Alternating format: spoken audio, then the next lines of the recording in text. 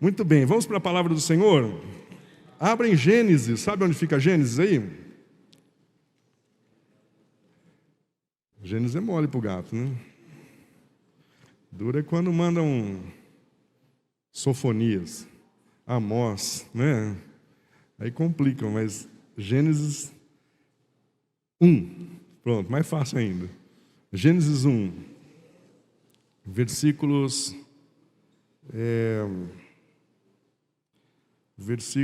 do 27 em diante, e nós vamos invadir o capítulo 2 até o versículo 4 do capítulo 2. Então vamos lá, 27 de Gênesis 1. Assim Deus criou os seres humanos, à sua própria imagem. A imagem de Deus os criou, homem e mulher os criou. Então Deus os abençoou e disse: sejam férteis e multipliquem-se, encham e governem a terra, dominem sobre os peixes do mar, sobre as aves do céu e sobre todos os animais que rastejam pelo chão. Então Deus disse: vejam, eu lhes dou todas as plantas com sementes em toda a terra e todas as árvores frutíferas para que lhes sirvam de alimento. E dou todas as plantas verdes como alimento a todos os seres vivos, aos animais selvagens, às aves dos céus e os animais que rastejam pelo chão. E assim aconteceu. Então Deus olhou para tudo o que tinha feito, ou que havia feito, e viu que era muito bom. A noite passou e veio a manhã, encerrando o sexto dia. Capítulo 2. Desse modo, completou-se a criação dos céus e da terra, e tudo o que neles há. No sétimo dia, Deus havia terminado sua obra de criação e descansou de todo o seu trabalho. Deus abençoou o sétimo dia e o declarou santo, pois foi o dia em que ele descansou de toda a sua obra. Esse é o relato da criação dos céus e da terra. Que Deus nos abençoe no estudo da sua palavra. Amém?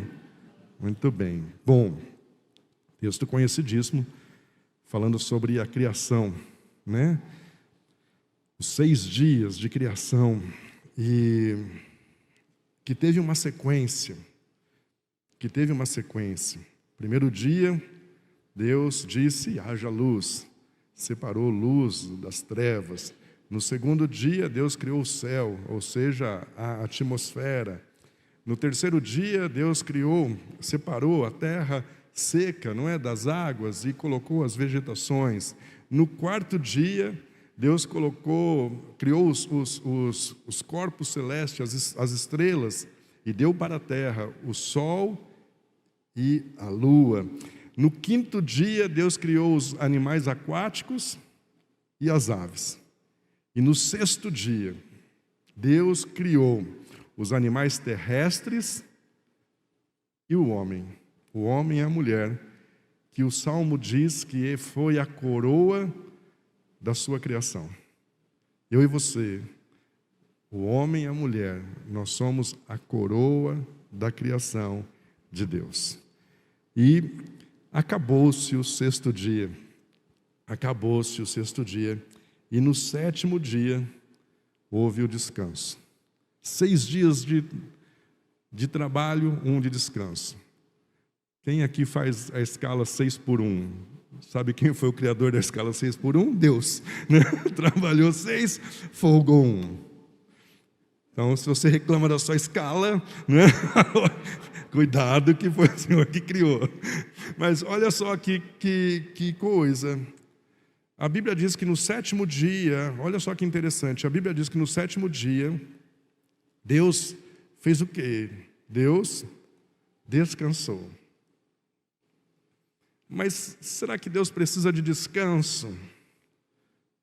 Né? Será que Deus se cansa? Será que Deus se fadiga? Será que quando nós olhamos para Deus, vamos orar para Deus, fala, puxa, não sei se eu posso orar hoje, porque vai que Deus está cansado, não sei se eu posso pedir isso, porque vai que Ele está aí desgastado e Ele não vai poder me atender. Claro que não. Não é? Isaías 40, versículo 28, diz o seguinte: você não ouviu, não entendeu? O Senhor é Deus eterno, Criador de terra, de toda a terra. Ele nunca perde as forças, nem se cansa. E ninguém pode medir a profundidade de sua sabedoria. Claro que Deus não se cansa. Nós sabemos, e Isaías confirma, Deus não precisava descansar. Então, nós não estamos falando de um descanso físico, e você sabe disso.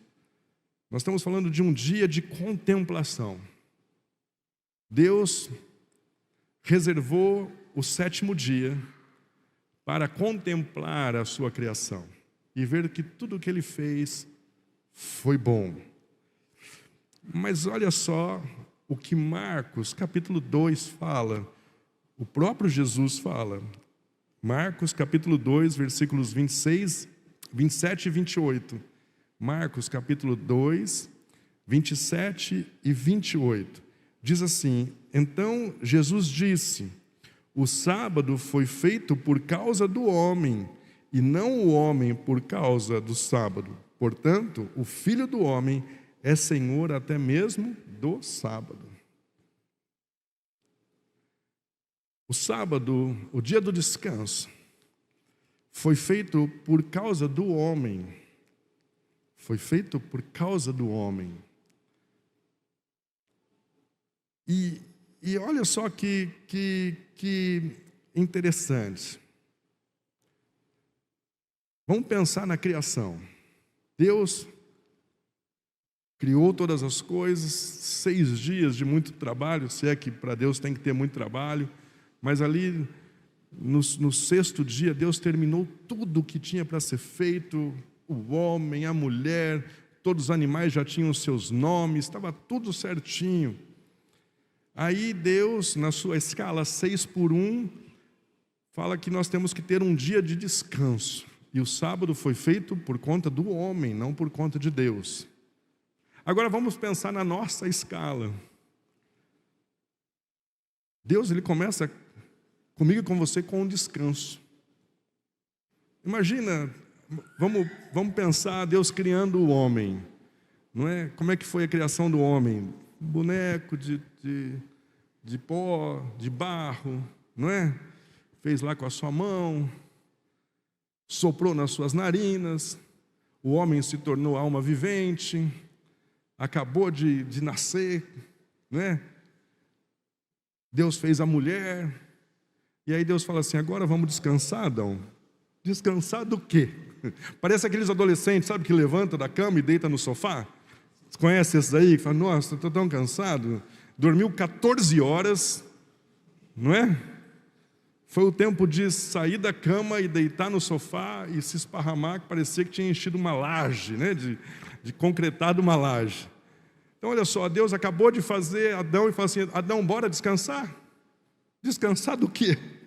Se Adão tinha acabado de receber as instruções na sexta-feira que ele deveria guardar o jardim, mas nem deu tempo dele guardar o jardim, nem deu tempo dele lavrar o jardim, guardar, proteger, cuidar do jardim. Até mesmo porque você sabe que o nosso trabalho hoje ele é penoso, pesado, difícil, por conta do pecado. Não era para ser assim. Você já viu aquele meme? Vocês gostam de meme? Eu conheço um pastor dessa igreja que gosta de meme. Não posso falar quem é, mas gosta de meme.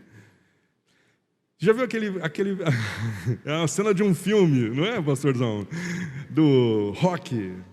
É do Rock, não é, pastor? É ele que me passa essas pérolas. Assistiu o Rock Balboa? Lembra aquela cena do filme? Ele correndo e aquela multidão correndo atrás dele? Então, o meme é o seguinte: ó Adão chegando no céu. Quer dizer, Adão e nós, tudo correndo, querendo bater em Adão. Porque o nosso trabalho não precisava ser penoso, não precisava ser duro, não precisava ser cansativo, não é? Mas por conta do pecado, nós trabalhamos o tanto que trabalhamos, cansamos o tanto que cansamos, mas louvado seja o nome do Senhor pelo nosso trabalho.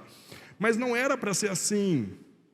E nós estamos falando da criação. Adão não tinha pecado ainda, o serviço dele era mole para o gato, como eu falei já hoje, né? Fácil, tranquilo. Que negócio é esse que Deus fala para Adão: te criei, agora vamos descansar?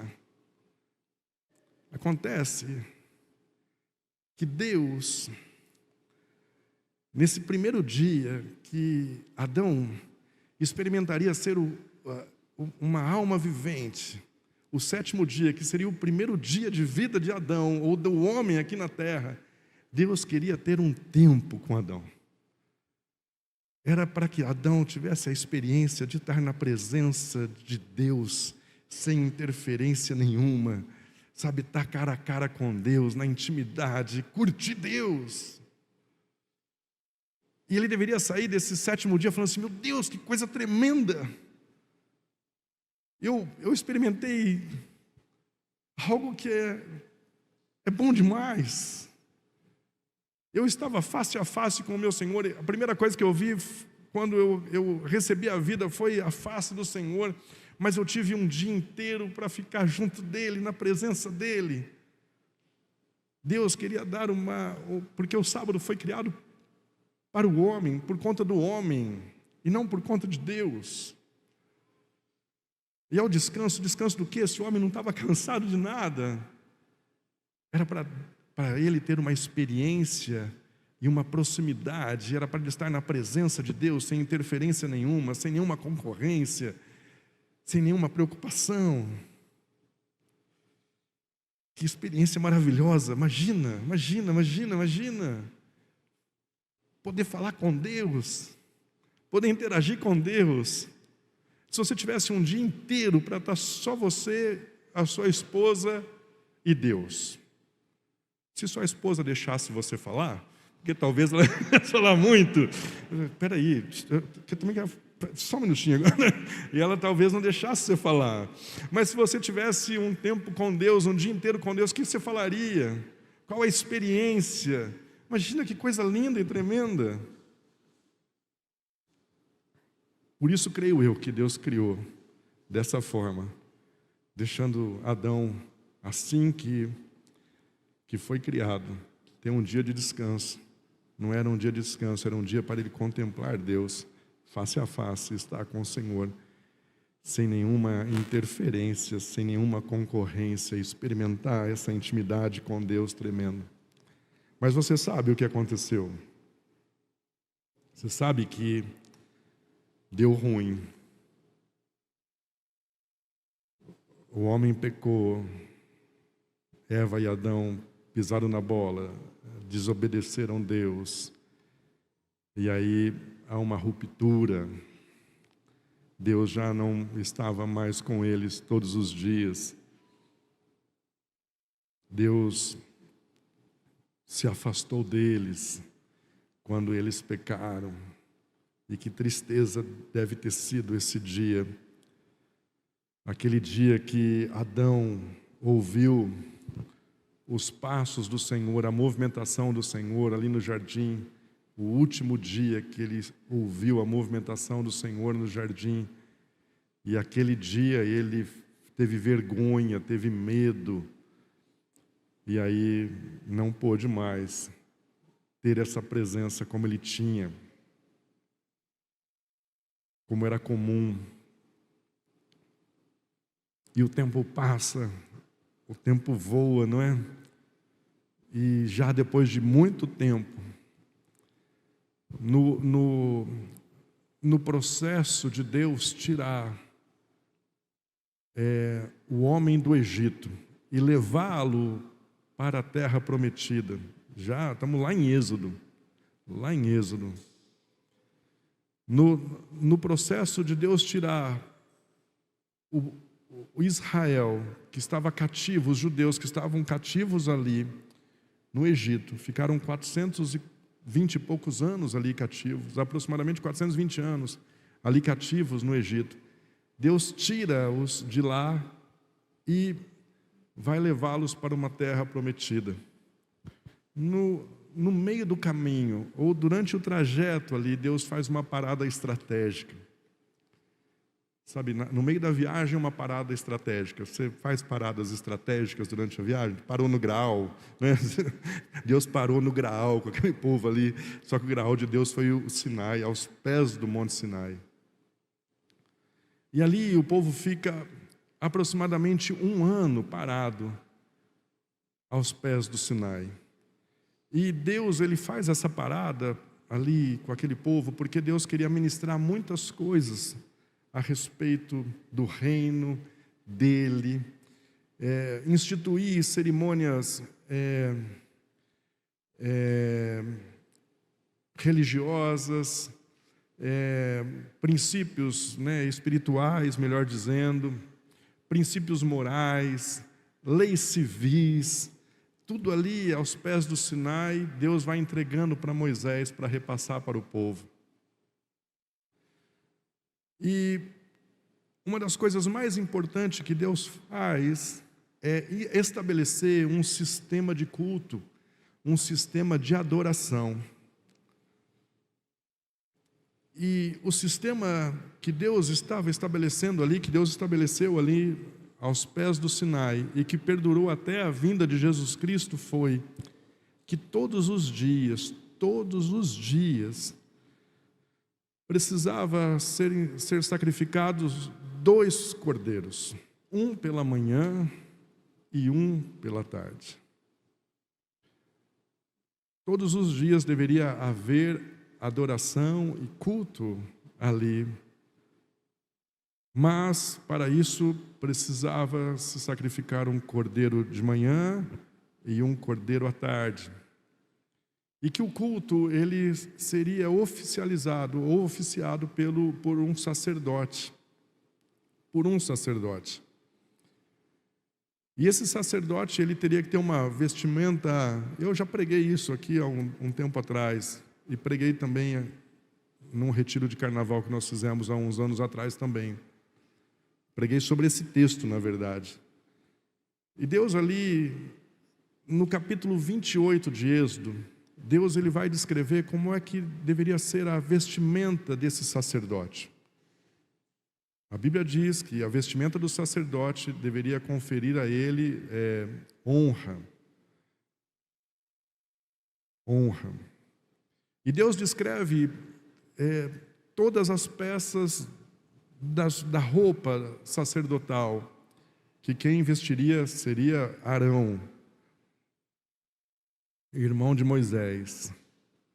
Desde da mitra, que é aquele turbante, até o cinturão, Deus vai descrever essa roupa.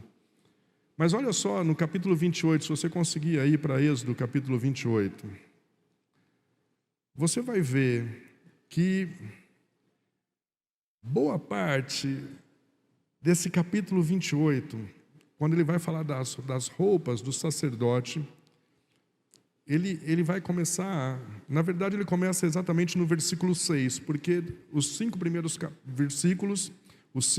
versículos do capítulo 28, ele vai falar a respeito da roupa, mas aí no versículo 6 é que ele começará a dar as instruções exatamente como deveria ser a roupa. E aí, no versículo 39, ele acaba de falar como deveria ser a roupa do sacerdote. E aí, os 4 últimos versículos, ele vai falar sobre as roupas do filho do sacerdote. Mas olha só que interessante. Desses versículos que falam sobre a roupa do sacerdote, do sumo sacerdote, são 34 versículos que ele fala. Mas desses 34 versículos, 25 versículos são usados para escrever 2 peças, que são exatamente o colete sacerdotal e o peitoral, que ficaria com o sacerdote. E o que era o colete sacerdotal e esse peitoral? Era um colete e um peitoral com 12 pedras, enfileiradas de 3 em 3, ou 4 fileiras de 3 pedras. E aqui no versículo 19, nada disso. No versículo 21, Deus fala o que significava cada uma dessas pedras. Olha só, no versículo 21, Deus vai falar o que significava cada uma dessas pedras. Ele fala assim: cada pedra representará um dos 12 filhos de Israel, e o nome da tribo correspondente será gravado na pedra como um selo. Ou seja, o peitoral, o colete, simbolizaria as 12 tribos de Israel, ou seja, toda a nação de Israel. E o que esse sumo sacerdote fazia? Além de oferecer os holocaustos, os sacrifícios, ele tinha uma função muito importante. Conforme Levítico diz, uma vez por ano, ele entrava no Santo dos Santos, no Santíssimo Lugar. Só ele entrava. Era uma prerrogativa de só o sumo sacerdote podia entrar. E você sabe o que é? Imagina um templo, imagina uma tenda, um templo feito de tenda, não é? Onde tem o átrio, o pátio, onde tem um lugar que é uma antessala, onde tem alguns itens, e tem um lugar exclusivo, um lugar fechado ali com uma cortina, uma densa cortina. E aí nesse lugar só o sumo sacerdote podia entrar uma vez por ano. E dentro desse lugar, que chama Santo dos Santos, ou Santíssimo Lugar, havia um móvel ali, que é a Arca da Aliança, e que simbolizava a presença de Deus. A presença de Deus. Então imagina o coração dos judeus, o coração dos hebreus. Quando isso acontecia, uma vez por ano, o sacerdote entrava, e ele entrava com essas pedras, esse peitoral, esse colete, simbolizando todas as tribos de Israel, ou seja, todo Israel. Por que Deus gastou tanto tempo falando dessas duas peças da roupa sacerdotal? Porque ela simbolizava todo o povo de Israel. E o que Deus queria é mostrar que todo o povo estaria entrando na presença de Deus, mas representado pelo sacerdote. E talvez na cabeça do judeu ele pensasse assim: puxa, nós perdemos, porque hoje nós não podemos mais entrar diretamente na presença de Deus. Nós dependemos de um intercessor, nós dependemos de um sacerdote, nós dependemos de um homem. Não pode ser a qualquer momento, não pode ser a qualquer hora, não pode ser quando eu quero. Agora nós somos visitados pela presença do Senhor, e apenas um homem, uma vez por ano, pode ter a experiência de estar ali diante de um móvel que simboliza a presença de Deus, e só Ele entra para me representar, mas eu não posso mais entrar. Lá no Éden eu podia, lá no Éden nós podíamos, o ser humano podia, estava face a face com Deus, experiência tremenda estar com Deus. A presença de Deus é tudo, mas agora nós não temos isso, agora nós temos uma alegoria. Era um momento de culto, mas também podia ser algo frustrante, pelo que eles perderam, pelo que eles não tinham mais, que eles não podiam mais fazer. Não era a mesma experiência que Adão e Eva tiveram e que se perdeu. A presença do Senhor, a presença do Senhor, a presença do Senhor. Então, certamente, era um momento de culto, mas também carregava uma certa frustração pelo que eles tinham e o que foi perdido. Agora, nós estamos no ano de 2023, não é? Numa era chamada pós-moderna. E olha só o que a Bíblia diz em Hebreus, capítulo 10, versículos 19 e 20. Está aí, vai ser projetado pelo cabelo aí, e você pode acompanhar do Data Show ou na sua televisão ou de onde você está nos assistindo. Olha só, Hebreus 10, 19 e 20. Portanto, irmãos, por causa do sangue de Jesus, podemos entrar com toda a confiança no lugar santíssimo.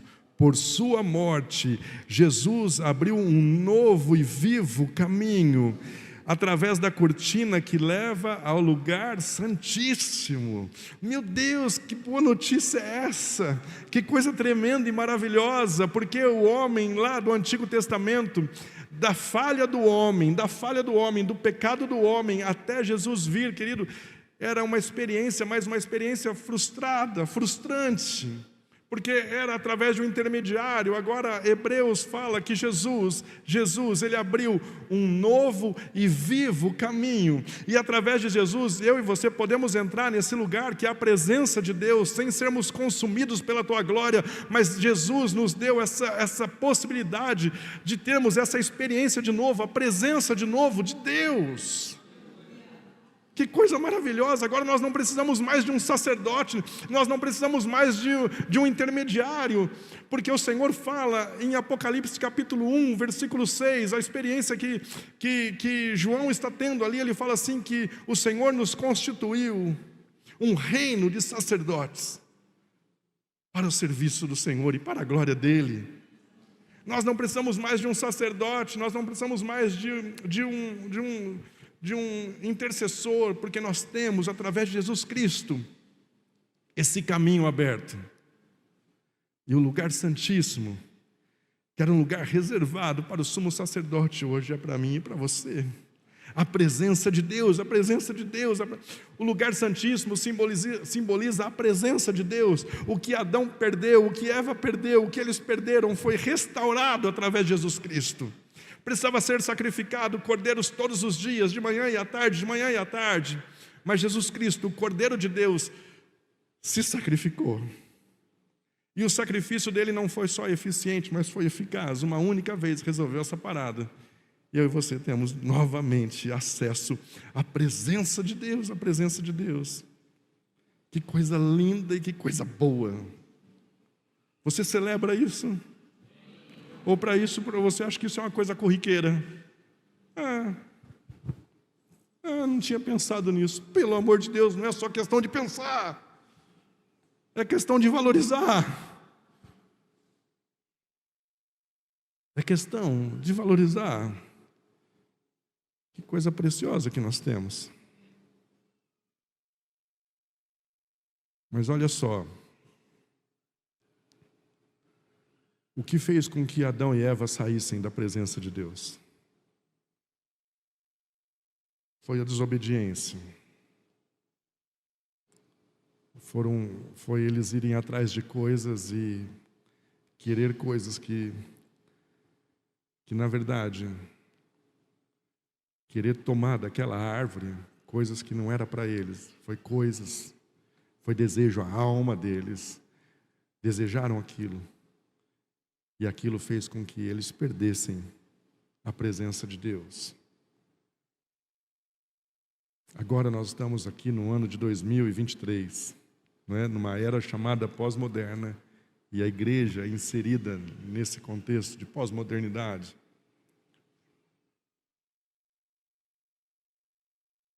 E o cenário em geral da igreja, assim, não é 100%, mas o geral. A igreja tem buscado a presença do Senhor por conta das coisas. Coisas fizeram com que Adão e Eva saíssem da presença. Hoje, no geral, a igreja, que sou eu e você,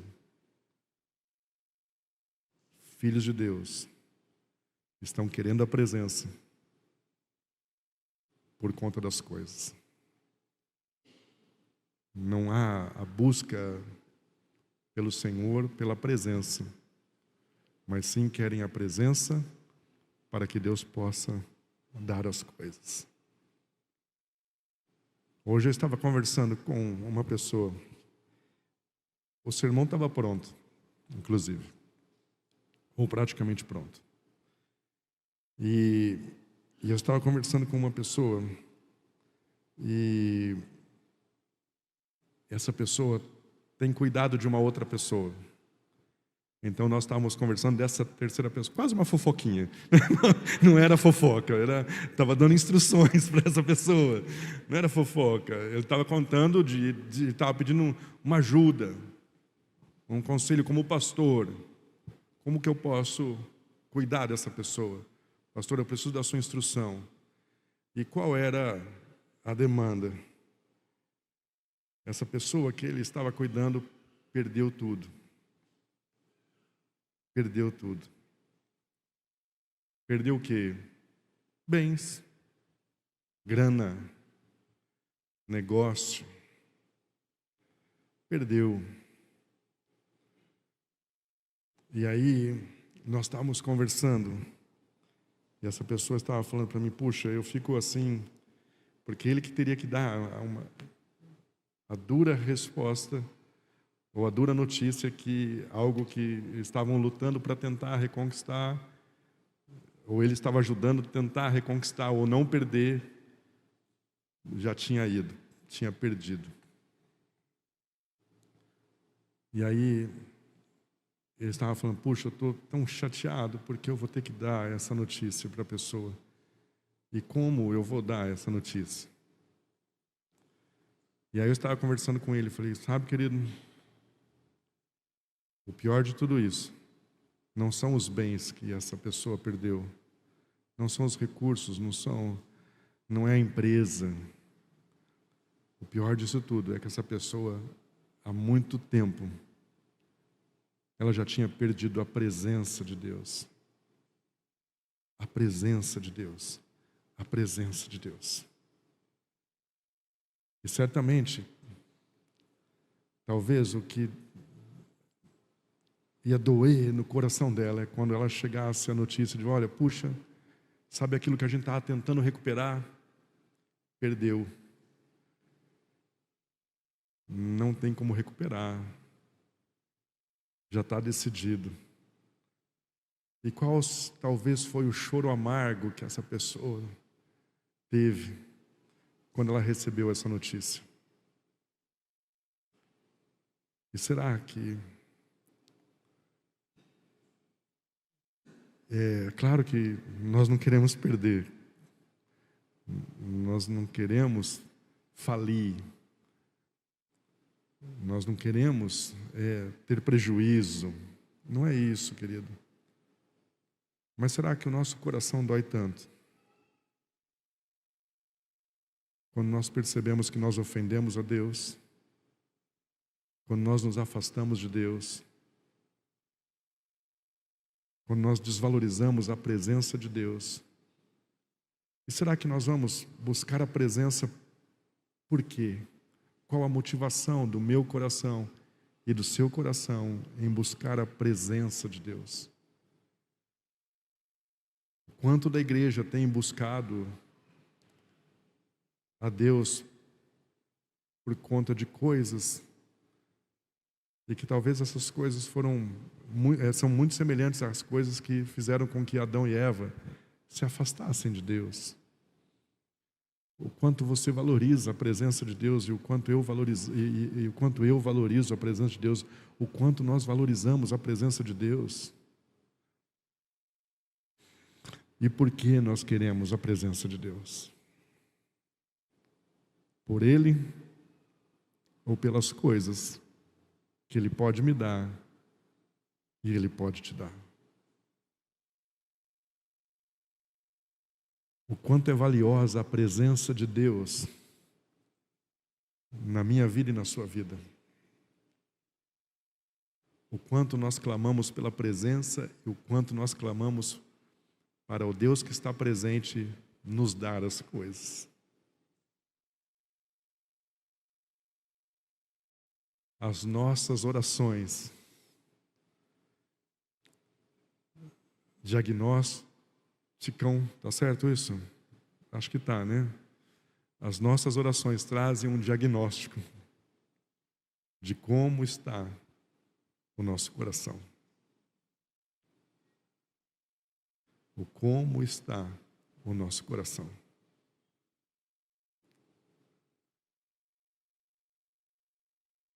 E o que nós poderíamos fazer e o que nós poderíamos ser sem a presença de Deus?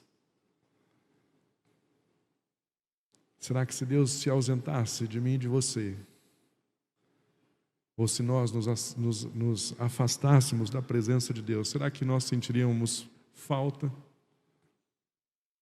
Ou nós começaríamos a sentir falta quando as coisas não começassem a ir bem? Porque certamente, longe da presença do Senhor, querido, não há possibilidade das coisas irem bem. Prova é a família abençoada, que nós estamos esperando chegar lá na eternidade e conversar com eles. Não é? Tudo ia bem no Éden. Até o dia que eles se afastaram do Senhor. E as coisas já não começaram a ir tão bem.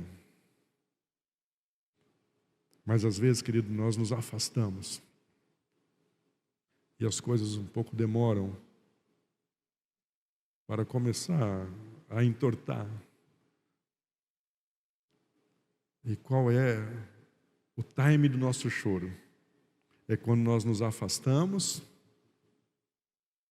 ou quando nós percebemos a consequência do afastamento em relação aos benefícios, às benesses que nós tínhamos. Deus está interessado certamente em nos abençoar. Lá no Éden você viu o que ele relatou. E quando ele criou o homem, ele o abençoou. Quando ele criou o homem e a mulher, Deus os abençoou. E derramou toda a sorte de provisão para aquela família e para os descendentes daquela família. Não é diferente hoje. Certamente Deus quer nos abençoar. Deus tem interesse em nos abençoar. Mas Deus não tem interesse em abençoar pessoas que querem a presença por conta da bênção.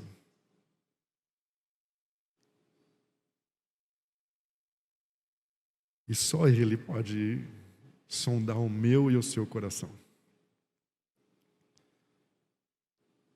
Só Ele pode sondar o meu e o seu coração. E quando Ele sonda, o que Ele vê? Que em nome de Jesus Ele possa olhar para o meu e olhar para o seu e ver esse coração, nosso coração pulsando pela presença. Porque a presença dEle, querido, é o bem maior que nós temos.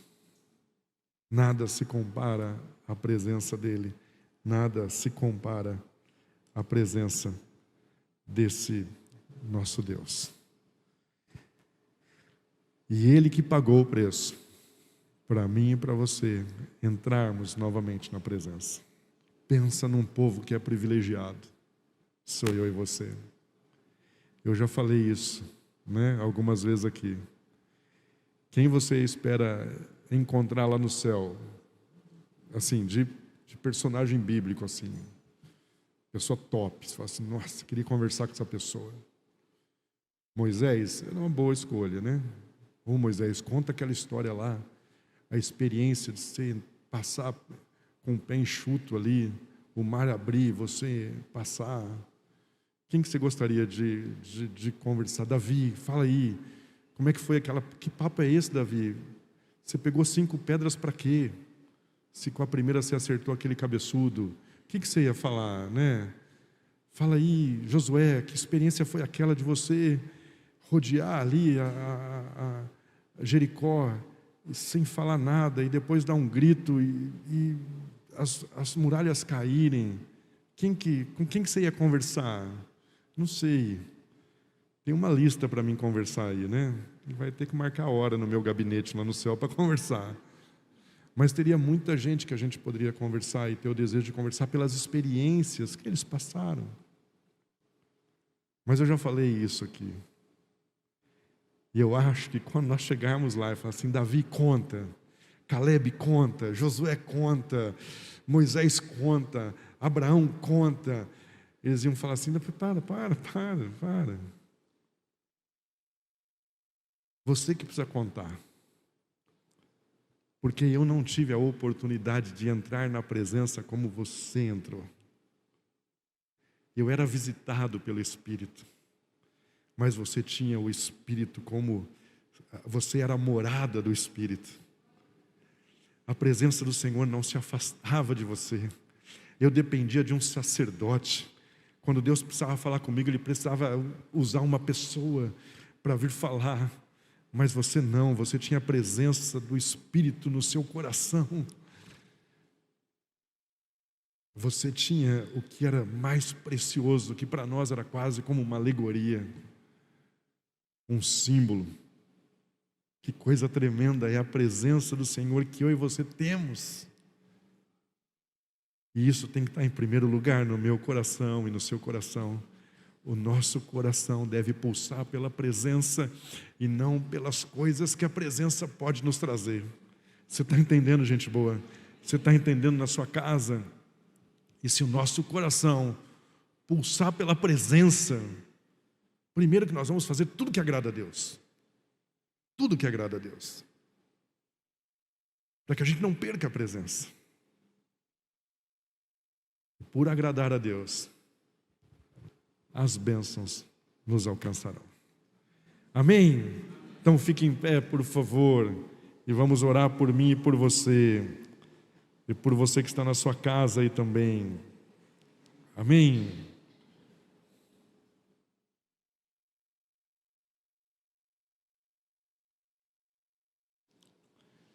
Sabe, quando nós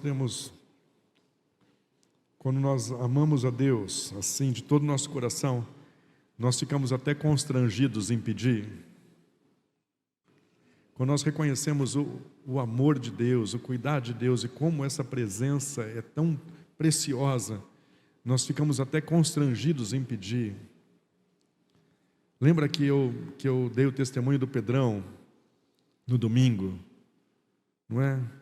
Ele recebeu um não de uma coisa que ele queria, não é? Ele queria fazer um passeio com a escola e nós falamos para ele: Pedrão, não estamos sentindo paz no coração.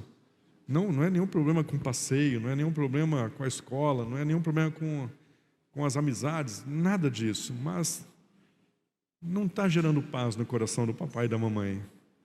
Eu acho que não expus tudo aquilo que ele falou. E aí ele falou assim: ok.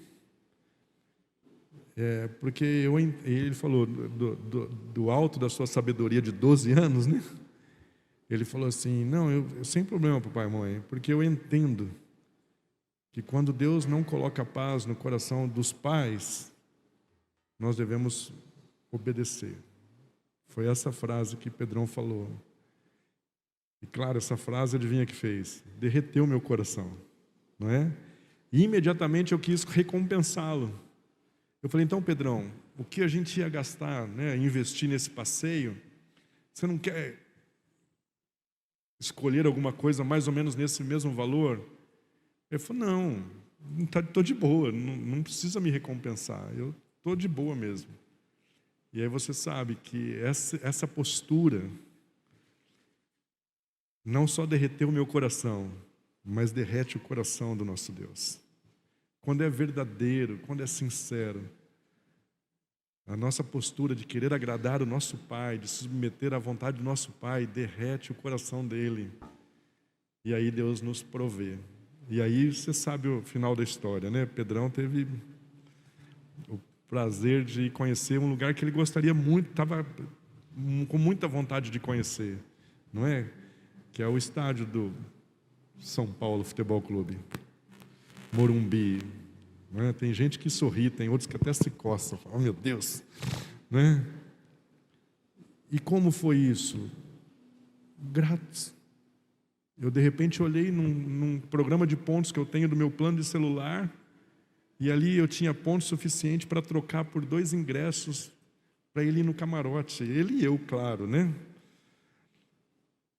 Porque E aí voltando, ele me agradecendo, eu falei: filho, você pode ter certeza que isso aconteceu porque você honrou o Senhor com o seu coração. E por você se submeter a uma direção que Deus deu ao papai e à mamãe, certamente Deus te recompensou. Mas por quê? Não foi porque ele fez pensando na recompensa. A recompensa vem para aqueles que não pensam na recompensa, mas para aqueles que querem a presença. E isso, querido, é Deus que sonda. Porque o Pedrão podia ser um bom ator, sabe? E de repente ele podia até derreter meu coração, porque eu não sou aquele que sonda na profundidade o coração. Mas ele não quebrantaria o coração de Deus. E é quando nós somos muito honestos com Deus e quando nós realmente queremos a presença, é que o Senhor se move para trazer as recompensas. Porque Ele sabe que nenhuma recompensa está à frente ou acima dEle. Que o meu coração e o seu coração pulse pela presença do Senhor. Feche seus olhinhos aí na sua casa também, por favor. Bendito seja, Senhor, por esse Deus que é um Deus presente, um Deus que está disponível a todos nós. Obrigado, Pai, porque mesmo quando o homem se afastou lá no Antigo Testamento e no Éden, ainda assim, através de uma cerimônia, através de um culto oficiado por um sacerdote e por sacerdotes, o Senhor quis mostrar, através da roupa daquele sacerdote, que o Senhor desejava que o povo, todo o povo, entrasse na Tua presença.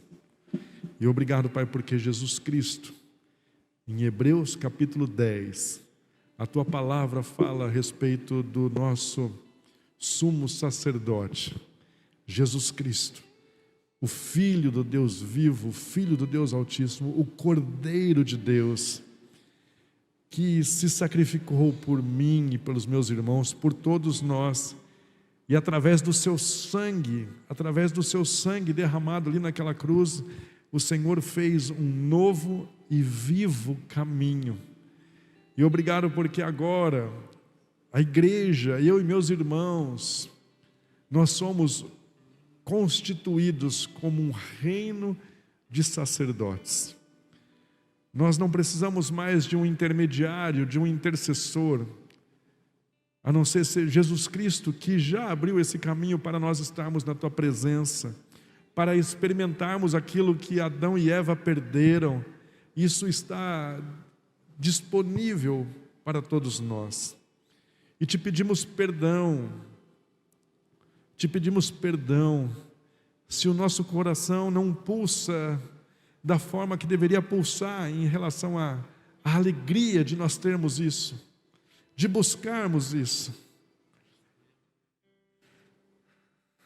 Quando o Senhor criou Adão e Eva, no primeiro dia do descanso ali, no sétimo dia, o dia do descanso, o sábado do Senhor, foi para que o Senhor desse uma experiência para Adão estar 100% na Tua presença, sem nenhuma concorrência, sem nenhuma distração, um dia inteiro dedicado ao Senhor e à Tua presença.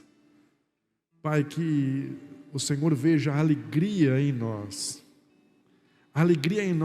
a satisfação do nosso coração, de saber que nós somos o templo do Teu Espírito, e que Tua presença vale mais do que qualquer bem, do que qualquer benefício. A Tua presença é o nosso maior bem e é o nosso maior benefício. Que o Senhor não veja em nós o desejo de buscá-lo por conta das recompensas, porque isso é algo interesseiro. É buscar o Senhor pelas Tuas mãos e não pelo que o Senhor é. Por favor, veja em nós o desejo de estar junto ao Senhor pelo que o Senhor é. E o Senhor estando conosco, nós não sentimos falta de absolutamente nada. Quando essa verdade chega no nosso coração e quando isso realmente nós valorizamos, nós ficamos até mesmo constrangidos de pedir algo para o Senhor, porque nós nos sentimos plenos, abastecidos. Pode nos faltar saúde, pode nos faltar dinheiro, pode nos faltar companhia de amigos, mas quando o Senhor está conosco, nós não sentimos falta disso. E obrigado, porque quando nós estamos realmente ligados à Tua presença, o Senhor cuida de todas as áreas das nossas vidas. De todas as áreas das nossas vidas. Física, espiritual e emocional. Nós somos supridos quando nós buscamos a Tua presença acima de todas as coisas. Nós somos supridos de coisas que nós ficamos até constrangidos de tanto que o Senhor nos abençoa. Mas que o Senhor veja a sinceridade e a verdade no nosso coração, em buscá-lo pelo que o Senhor é. Pelo que o Senhor é, pelo que o Senhor é. Que nunca os Teus presentes sejam a motivação do nosso coração em Te buscar. E que tudo aquilo que o Senhor derrama sobre a nossa vida, e tudo aquilo que o Senhor derramará sobre as nossas vidas, seja para testemunhar da Tua fidelidade, do Teu amor, do Teu cuidado sobre aqueles que Te amam acima de todas as coisas. Pai, como a pastora hoje mencionou aqui, num dos momentos do culto, nós não temos a condição de saber como cada um entrou. Mas o Senhor sabe como cada um entrou. E não importa como nós entramos, importa é como nós sairemos. Importa é como nós sairemos. E que o Senhor possa ver essa transformação de dentro para fora, para a glória do Teu nome. Que o Senhor abençoe cada família aqui representada, e que o Senhor abençoe cada família que está ligada nesse culto, que está assistindo ou ainda assistirá, para a glória do Teu nome, em nome de Jesus. Amém, amém e amém. Amém. Aleluia. Antes de encerrar, queria que você ficasse de olhos fechados aí. E nós podemos orar. E eu queria orar, na verdade, com você. Que porventura um dia se desviou dos caminhos do Senhor, ou você que está chegando hoje pela primeira vez ouviu essa palavra e entendeu que não há possibilidade de você chegar a Deus se não for por Jesus Cristo. Jesus Cristo, Ele é o caminho, não há outro caminho. Jesus, Ele mesmo diz: eu sou o caminho, eu sou a verdade, eu sou a vida. Não tem outro caminho, não tem outra verdade, e não há vida fora dele. E Ele completa dizendo que ninguém vem ao Pai senão por mim. Você precisa andar por esse caminho para chegar à presença de Deus. Você precisa andar por esse caminho para chegar à presença de Deus. Se você saiu desse caminho, hoje é o dia que você pode retornar. É uma chance que Deus está te dando. Se você se desviou da presença, Ele está na expectativa de te acolher novamente. Se você nunca esteve na presença, ou pensou que estava, mas nunca por esse caminho chamado Jesus Cristo, você achava que estava, mas não há possibilidade. Você estava no engano, você estava sendo engodado. Mas hoje você pode fazer isso. Você pode novamente entrar, ou pela primeira vez entrar e nunca mais sair. E para isso, querido, é muito simples, é você expressar com a sua boca aquilo que você tem desejo no seu coração. Se você crê em Jesus Cristo como Senhor e Salvador da sua vida, se você quer se reconciliar com Ele, há necessidade de você abrir a sua boca e confessá-lo. Porque a Bíblia diz assim, não é a igreja batista, não é o pastor que está pregando para você, mas a Bíblia nos orienta a fazer isso. É dessa forma: se creres no seu coração e confessares com a sua boca, então você vai mudar de status hoje, de criatura para filho, e você vai poder experimentar essa presença maravilhosa de Deus. E mais do que isso, quando tudo aqui na terra acabar, você se encontrará com Ele lá no alto para viver uma eternidade gloriosa. Querido, o que Deus está te oferecendo hoje aqui, para você que está aqui, para você que está na sua casa, dinheiro no mundo, nem todo o dinheiro do mundo era capaz de comprar, nem mesmo dinheiro e nem mesmo as suas boas obras. Por isso Jesus Cristo veio para pagar esse alto preço através do sangue dele naquela cruz. Então eu vou te perguntar, querido, e você, se você quiser hoje fazer essa oração, eu vou pedir para que você faça de mãos para o alto.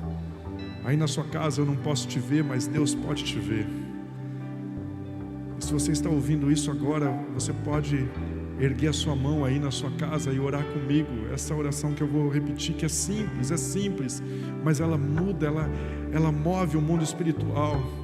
Você vai poder ter o Espírito Santo como um selo de propriedade de Deus na sua vida. É o Espírito Santo te conduzindo, é o Espírito Santo te dando alegria que excede todo entendimento, é o Espírito Santo conduzindo os seus passos, é o Espírito Santo te alertando das ciladas dessa vida, é o Espírito Santo aí te conduzindo à presença do Pai todos os dias. Não é a igreja que te salva, não é um pastor que te salva, não é uma denominação que te salva, mas é só o Senhor. E hoje Ele está te pedindo, Ele está clamando: vem para a minha presença. Se você deseja fazer isso hoje, você levanta a sua mão. É para a igreja estar de olhos fechados, é para a igreja estar orando nesse momento. Então você vai ter a liberdade de levantar as suas mãos e orar assim: Senhor meu Deus. Se você quer entregar sua vida a Jesus, Senhor meu Deus, obrigado por esse novo e vivo caminho que foi Jesus Cristo que pavimentou. Pode ir repetindo, repita comigo: eu creio que foi Jesus Cristo que pavimentou, e hoje eu decido andar por esse caminho chamado Jesus Cristo. Eu aceito Jesus Cristo como meu único e suficiente Salvador. Eu estou me reconciliando com o Senhor e declaro que a Tua presença vale mais do que qualquer bem. Por isso, coloca o Teu Espírito Santo na minha vida como um selo de propriedade do Senhor. Escreve o meu nome no livro da vida do Cordeiro, e que eu possa ser chamado de Teu Filho para a glória do Teu nome. E em nome de Jesus, amém, amém e amém. Querido, querida, é a melhor decisão que você fez hoje. É a melhor decisão que você fez hoje. Na sua casa, se você fez isso, é a melhor decisão que você fez hoje. E você pode ter certeza que hoje você recebeu um presente, que é a presença do Senhor. Que você valorize todos os dias essa presença para a glória do Senhor. Amém.